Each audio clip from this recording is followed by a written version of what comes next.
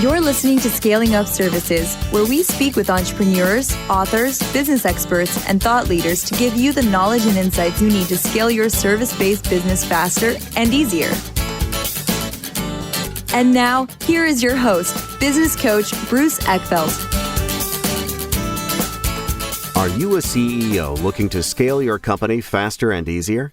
Check out Thrive Roundtable. Thrive combines a moderated peer group mastermind, expert one-on-one coaching, access to proven growth tools, and a 24/7 support community.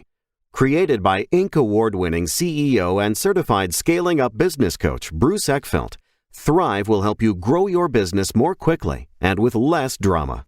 For details on the program, visit eckfeldt.com/thrive. That's ECKFELDT.com/thrive. Welcome, everyone. This is Scaling Up Services. I'm Bruce Eckfeldt. I'm your host. And our guest today is Kat Bradley, and she is founder of SewEthico, and they help female-owned brands grow and market their businesses. We're going to talk a little bit about the work that she does. We're going to talk a little bit about marketing, about tech. I'm excited about this. I think that service-based businesses challenged when it comes to marketing a lot of times because they don't have hard products that they're selling. The marketing becomes really about how well you can measure yourself as a thought leader. And I think content marketing and marketing are going to be key to businesses that are trying to do that. So with that, why don't we introduce Kat to the program? Hey, Bruce, thank you so much for having me. I'm excited to have this conversation. I think it's going to be great. Yes, thank you for joining me. So before we get into the details of marketing and how we really use content to grow our awareness and reach new audiences, tell us a little bit about your background. How did you get into this? What was your kind of impetus to focus on marketing now with female-owned businesses and mission-based businesses? Yeah, of course. I feel like it's kind of funny. A lot of entrepreneurs, especially doing the kinds of things that you and I do, I feel like we have this very long, winding road of how we got here. Yes, it is. So ultimately, my everyday goal is to build power for women. More badass women and business owners really need power and access like they never have before. And that means a bigger voice. It means more money. It means access to funding, especially access to funding, which is a huge part of the reason that venture capital working towards being able to gain venture capital for my clients is actually something that I really focus on.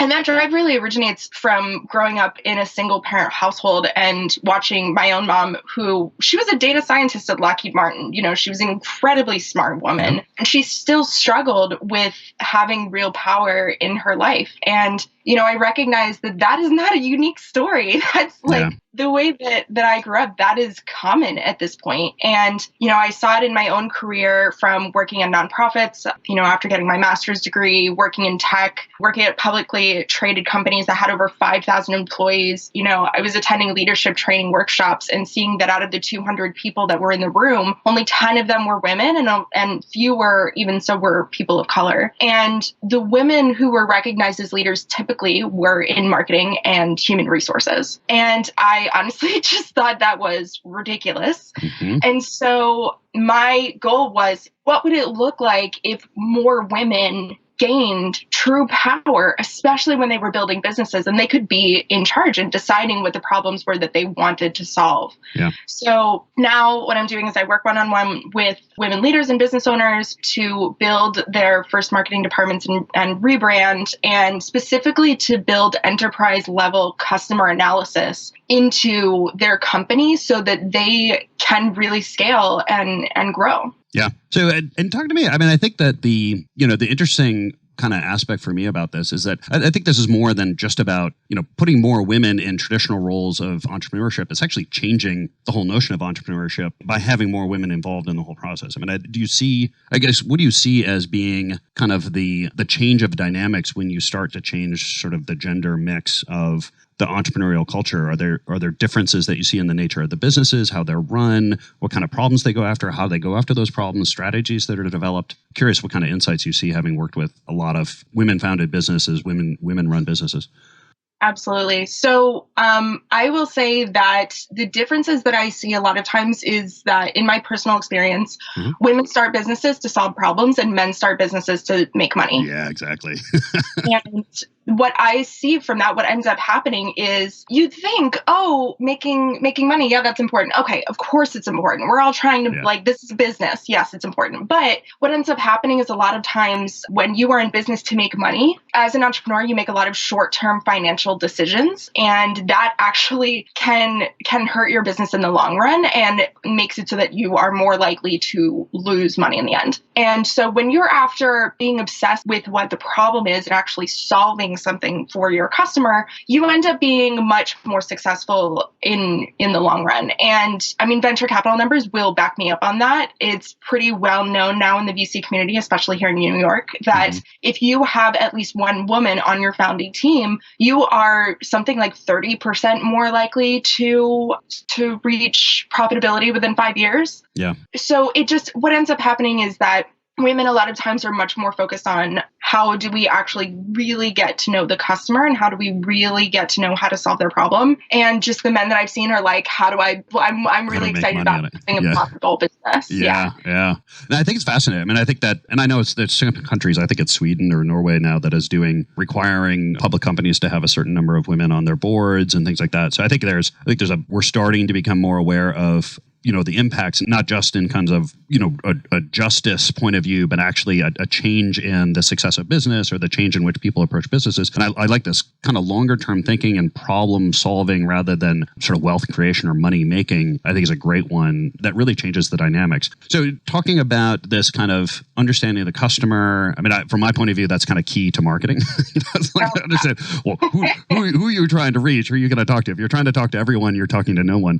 Tell me a little bit about how you approach or how you work with your clients around this conversation of ideal customer, core customer. What does the process look like? What's the conversation look like? What are the kind of stages of developing that? Oh my gosh, I have so much to say about it. Where do I begin? So I will say that I have met leaders before who have this kind of general idea of like, we have several buckets of who we want to talk to, but then they end up coming up with not only marketing content or marketing strategies, but just business strategies in general that end up being very watered down. And so the reason that you really want to develop a strong ideal client, it's not for your clients, it's for you as the business owner so that you can make better decisions, because the more specific you can get, the more targeted you can make your problem solving, whether that's problem solving that you're doing through creating content, whether that's problem solving related to the different kinds of products that you're putting out, be those digital products or physical products or what have you. The more specific you can make the problems that you're solving, the more interested your customers and clients will be. And so I think developing those relationships, the way that I do it with my customers or with my clients who work with SewEthico is we do testing. We do a lot of data. I'm pulling from Pew Research. I'm pulling from academic journals at the same time, just because I do think that having those kinds of studies make leaders a lot more comfortable, because ultimately when you're, getting to know someone on this deep of a level, it can be very intimidating and it can make you feel vulnerable, which I think is challenging for business owners. But really what I do is I can give you a couple of examples. Yeah, that'd be great.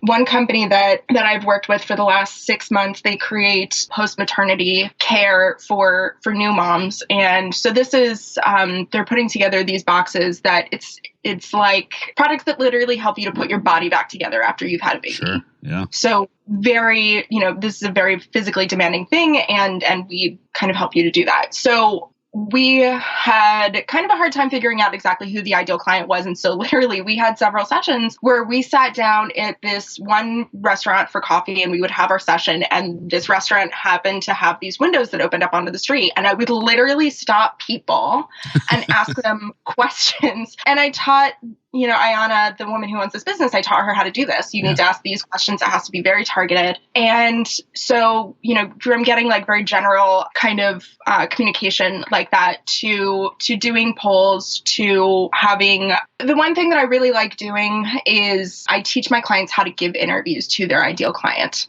This is something that I've gotten very, very good at over the years, where I know and understand how to ask the kinds of questions that are really open-ended and allow the customer to drive the conversation. And so it's a process that probably takes about an hour and a half. Yeah. And the number one tool, honestly, that I have picked up from this is teaching my clients how to completely revolve conversations around their customer and to just shut up. Like, exactly. Stop Listen. talking. Yeah. Listen. Because a lot of times what ends up happening is you're so excited about the product that you're putting out and you've worked so hard on it and you've spent so much money and you're so excited and all you want to do is talk about it. And that's nice, but that doesn't solve anybody's problem. Well, it's an interesting because I think that happens so often is you kind of go into this market insight, market research, customer insight process, and you end up slipping into sales, right? You end up trying to kind of sell the product or sell the service or sell what you're trying to do.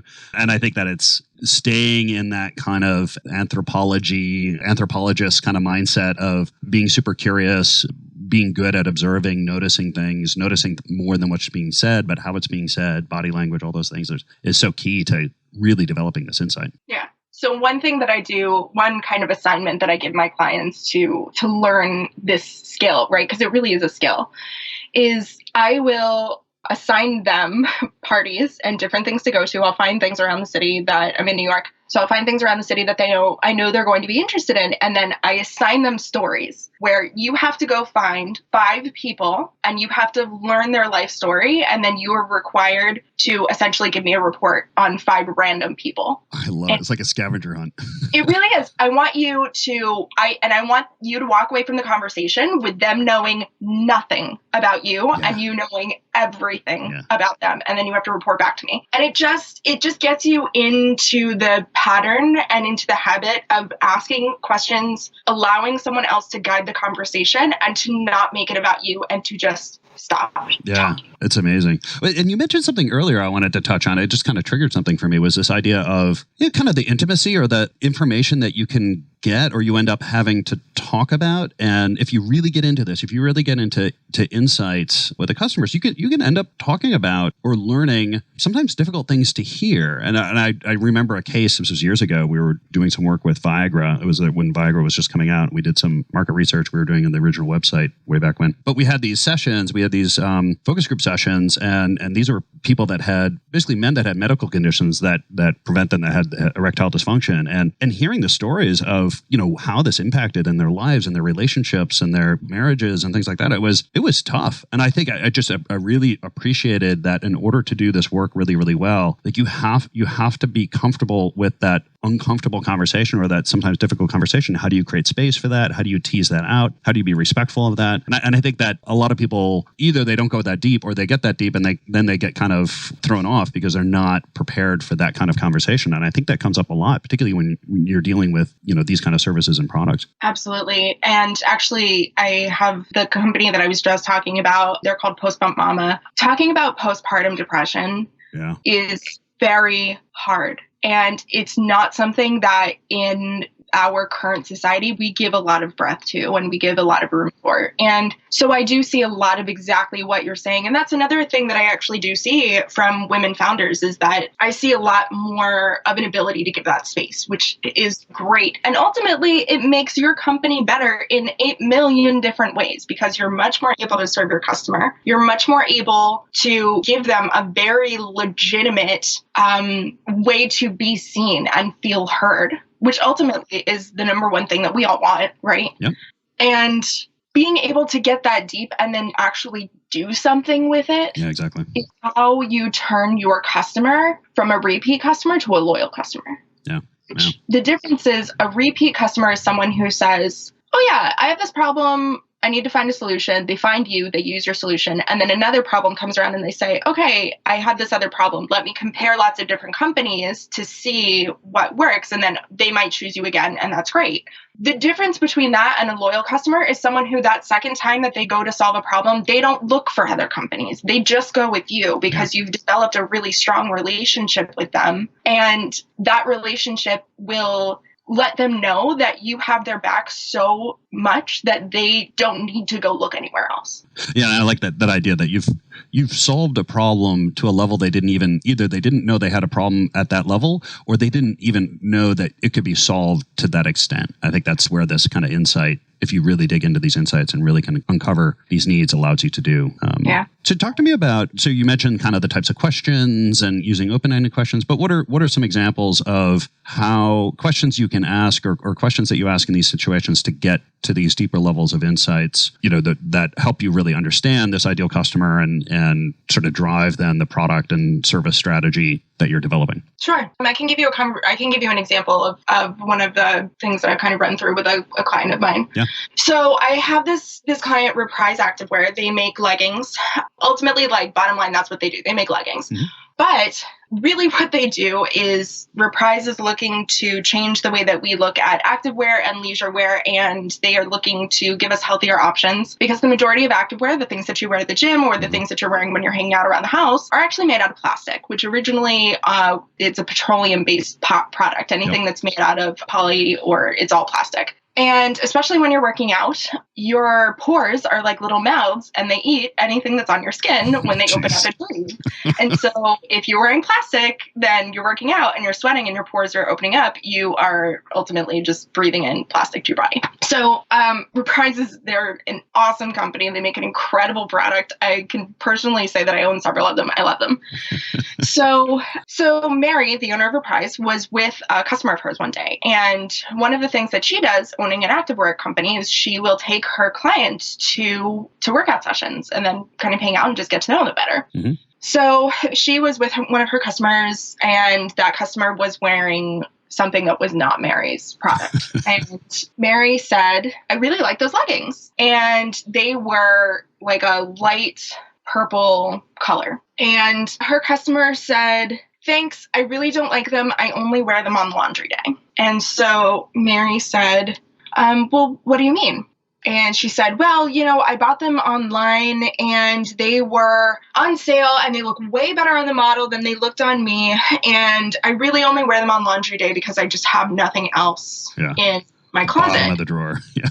Yeah. And here's what that rolls out to once you really dig deeper into it. I only wear these on laundry day. And they make me feel terrible because the light color makes it so that they're actually kind of see-through. And so whenever I wear them, I'm constantly thinking about why everybody is staring at my butt. Yeah. And really, it just makes me uncomfortable. But then I don't have anything else in my closet because I'm just so busy trying to grind along in New York City. Wait, why can't I afford to do laundry? Drop-off is something that I have to actually put into my budget. And I can't even figure out how to have clean clothes in my house. What is wrong with me? I can't believe that I made such a stupid decision buying this color that definitely wasn't going to work for me. I bought them online. I didn't even get to try them on in the store. That was so irresponsible of me to do. And then it just piles and piles and piles on into this thing where it comes down to, I feel like I'm an irresponsible person. What's wrong with me? Yeah. And that is actually something that if you really get into the emotional decisions that we make, because ultimately anything that we do, anything that we buy, anything that we experience, we make decisions with emotion. And then we communicate why we made that decision with logic.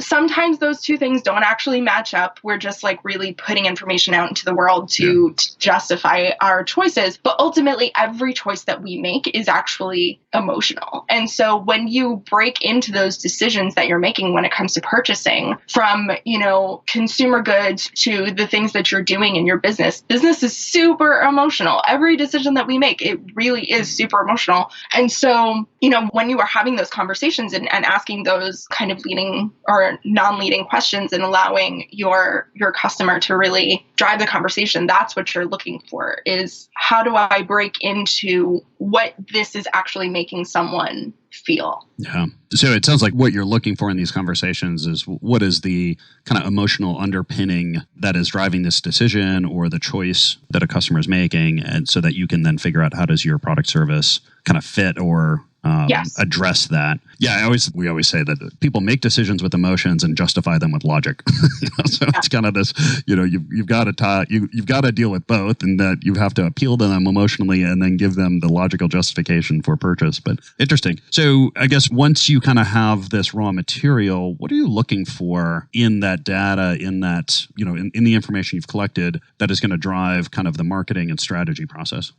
So one of the things that I like to say is that a lot of the problems that our businesses are solving, and I mean any business, a lot of the problems that businesses in general are solving, because that is why business exists, to solve a problem, they are actually shared human experiences. And when there are shared human experiences, there are solutions. So this is kind of something that to me almost feels a little bit like, when we were in grade school or when we were in high school, your teachers would say, raise your hand to ask a question, because if you have the question, then someone else in the room also has the question. And if nobody asks it, then we don't learn. Well, I think that this is kind of the same thing. If one person has the problem, lots of people have the problem. But if nobody solves it, then we're all just going to be like, walking around aimless with no solution. So it's your job to really figure out how to get in there. No, I'm looking for examples or what kind of information you're looking for. So you collect all the data, you do the interviews, you have the conversations. What is it that you're what are the kind of nuggets that you're looking for in that C that's going to drive marketing? We're looking for the small things that people are continuing to repeat. And I have this whole Excel spreadsheet, and that's where this came in. Because if one person has a problem, many people have the problem. And so I have this spreadsheet that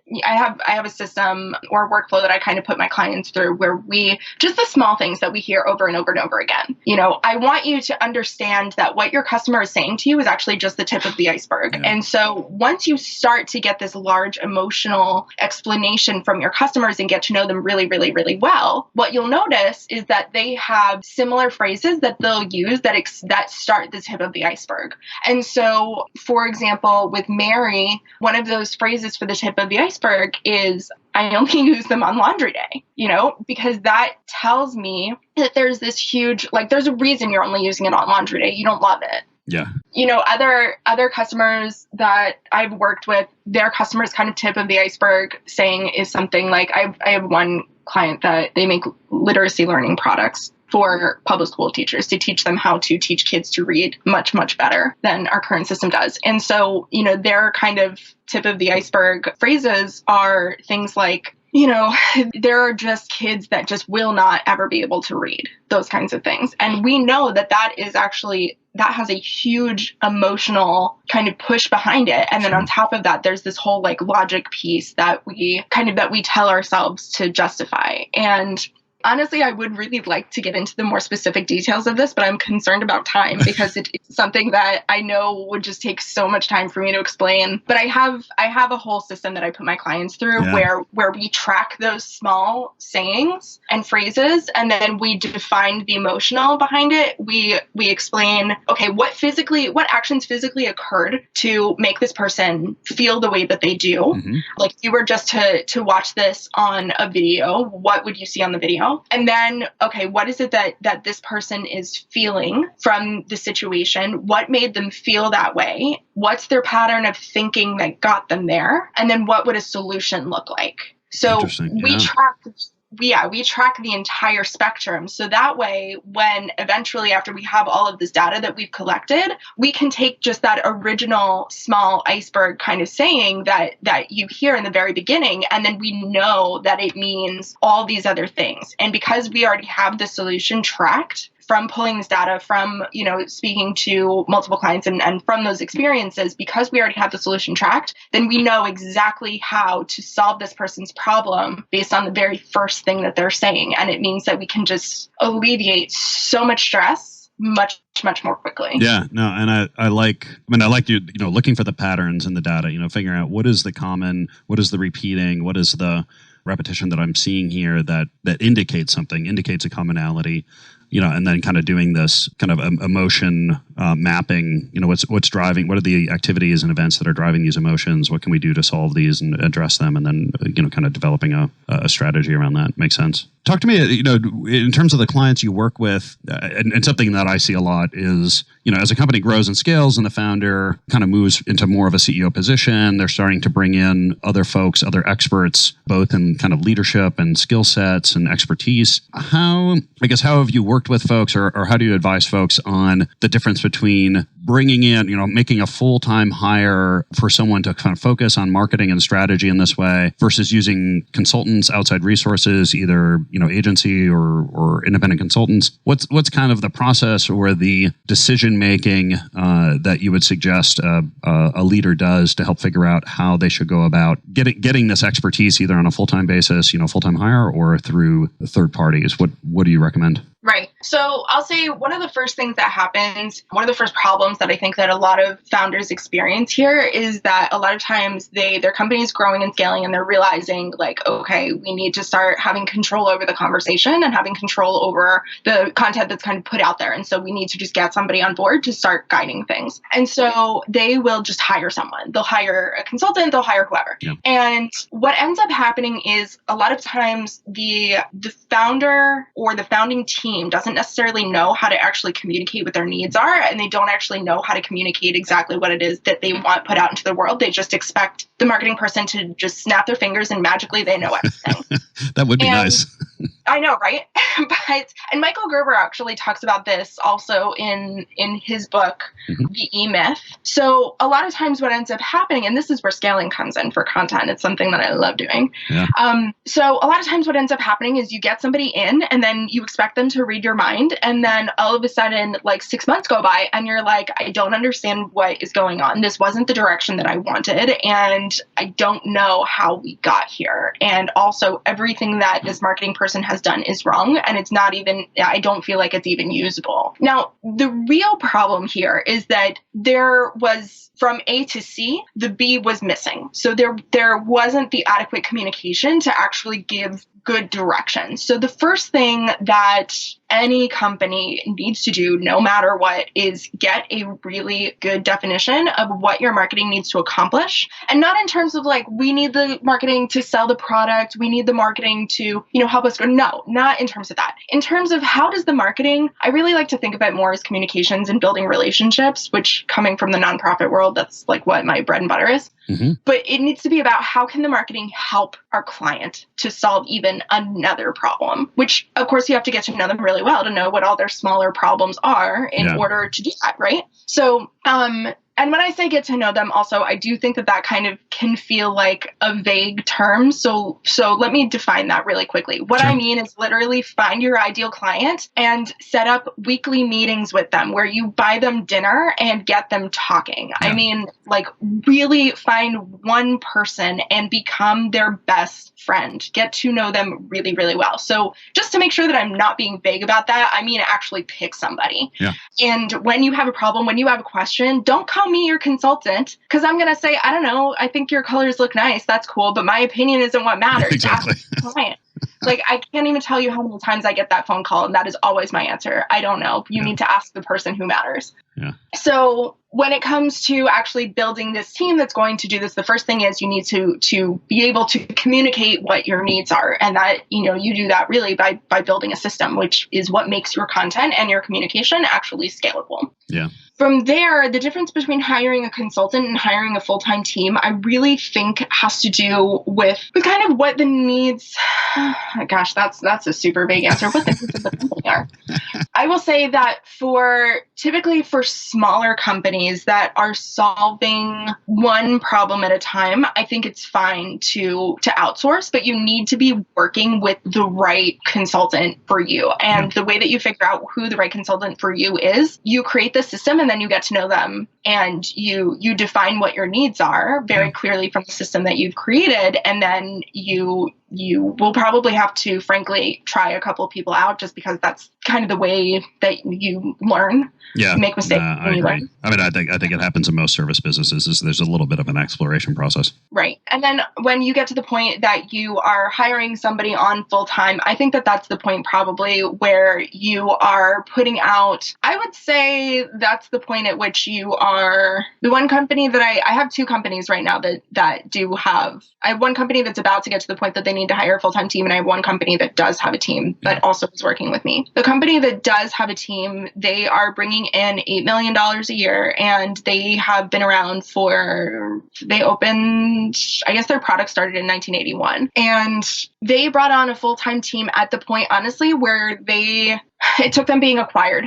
to bring on a full-time team. It took them being acquired by a conglomerate company. And since then, bringing on that team has resulted in like 200x their qualified leads for sales. The other company, they are bringing on a team because they are releasing their first set of digital products. And they've been around for about 11 years at this point. This is the first time they're building a marketing department. We're doing it together. And they are releasing their first digital product, and they're no longer, you know what, this is a good way to define it. It's at the point where word of mouth is no longer the only thing that's going to be working for you.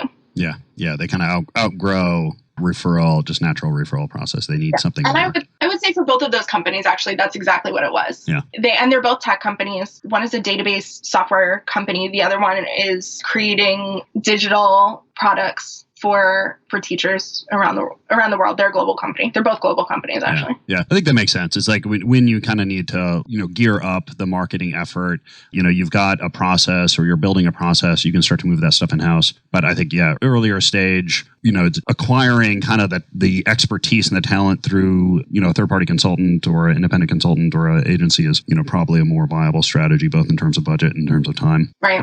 One other kind of topic I wanted to sneak in here in terms of things I think are important for thought leadership and helping companies that are particularly on the service side is this whole kind of scaling content and the kind of repurposing content. We spoke a little bit about this, but the ability or the strategy of, you don't use a piece of content or an idea once. Talk to me about how you kind of approach this and what are some strategies you use to help use content in multiple ways and multiple channels, multiple platforms. Talk to us about that. So ultimately, when it comes to marketing, being able to scale your marketing is incredibly important because really, especially, and this is something especially for funded companies that I really think about because it allows you to have control over the conversation a lot of times, and it allows you to bring out your best points, and it allows you to help your customers even more than you can with just your products. Like that is the importance of scaling your marketing. Yeah. And so that's where content comes in. Content is a very strong way that you can provide more assistance to your customers or to your leads or, to the entire market as a whole. Mm-hmm.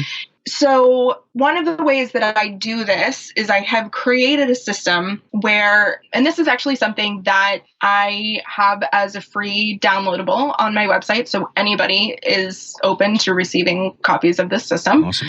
You start off with the content that you've built. I really suggest that you do at least one piece of strong content every week. So that's, one blog post, one video blog, anything like that. So you start off with that, and then I go through a set of questions. There are 9 questions for each piece of content that ask you things like, what is the most important takeaway from this? What are the top 3 things that your customer is going to have help with as a result of this? What's something fun about this? What's something that's going to catch somebody's attention? So we write all these different answers, and then from there, it automatically funnels. And this is in Excel because I do everything I possibly can in Excel. I love it. I love automation. Yeah. Being a systems person, I love automation. So you answer all these questions, and it funnels through, and it allows you to redefine each answer for the different platforms that you're on. So on LinkedIn, for example, I want you to have 9 different posts that you can use for each piece of content on LinkedIn, and I don't want it to be hard for you to figure out how to say it. So that's where this comes in. You have these questions. You make sure to edit it for LinkedIn so you've got, any tags or anything else that's important in there. And then from there, it automates into a content calendar. You don't even have to do anything. It literally just automates in there for you because the magic of Excel. So, those are the kinds of things that I'm doing in order to be able to scale your content, just creating really simple automation strategies to make it easier to share things. Because ultimately, if the point is getting out there to help people more, I want you to be able to do it as much as possible. And so if I can make that easier for you, I'm going to do it. Yeah. And I think that's a key point for people that are trying to figure out how to kind of amp up their marketing is I think they get very caught up in, I've got to create, lots of new original content. And, the fact is, a handful of, good content pieces can be used in so many different ways without having to create new content. You just repurpose that and find out new formats, snippets, ways of getting it out there. I think people underestimate the ability to do that, or they assume that they've got to create more content than they really do. It's really about remarketing and getting it out there. Makes sense. And there are a million different things that we could even go into from here. But again, for the sake of time, we're not. we could be talking about the importance of SEO just on this one thing. There are millions of different things that I could give you for SEO. Which, by the way, if anybody's interested in, I will say this, I'm a certified SEO expert. I want to make it very clear that I believe that a lot of SEO companies that are out there are making SEO seem much more complicated than it really is, because that is how you pay them a lot of money, which, like, service-based business, I totally get. Yeah. But at the same time, I really think it's important for everybody who is hiring an SEO expert to understand the fundamentals, so that way they really don't get taken advantage of, because I do think it's one of those places where it's easy to have that happen. Yeah. So I highly recommend Moz has a free course on Udemy, I think. And I'm Moz certified, so I give them the gold star. I think they're great. That it's a free course. You can take it. It will take up a lot of your time, which sucks, but just having a baseline understanding, I think, when you're hiring an SEO expert is very important. So side note that I highly recommend. I'm a big advocate of Udemy and getting educated yourself a little bit before you dig into these things. Kat, this has been great. We're gonna hit time here. If people want to find out more information about you, about the work that you do, what's the best way to get that information? Yes, I am online at SewEthico.com. If you want to read more about some of the things that I've been talking about here, I have an active account on Medium that I definitely post to, and I am very interested in sharing information. I'm not gonna cloud anything up. So, I mean, the kinds of strategies that we're even talking about on this podcast today, I totally write about awesome. On there. And I even have the sections that I use for my Excel sheets. I publish those on Medium because I really do want you to be able to have as much information as possible. And then I'm also going to have access to the spreadsheet that we were just talking about for the Scaling Up Services audience. So if you want to check that out, it's going to be at SewEthico.com/scalingupservices. Awesome. I will put the links for all those in the show notes so people can click through and get that. This has been a pleasure. Thank you so much for taking the time. Great conversation. I think that this is something that service-based businesses often struggle with. I think they don't have to.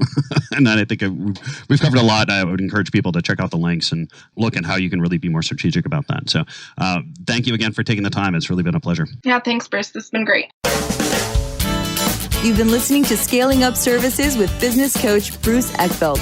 To find a full list of podcast episodes, download the tools and worksheets, and access other great content, visit the website at scalingupservices.com. And don't forget to sign up for the free newsletter at scalingupservices.com/newsletter.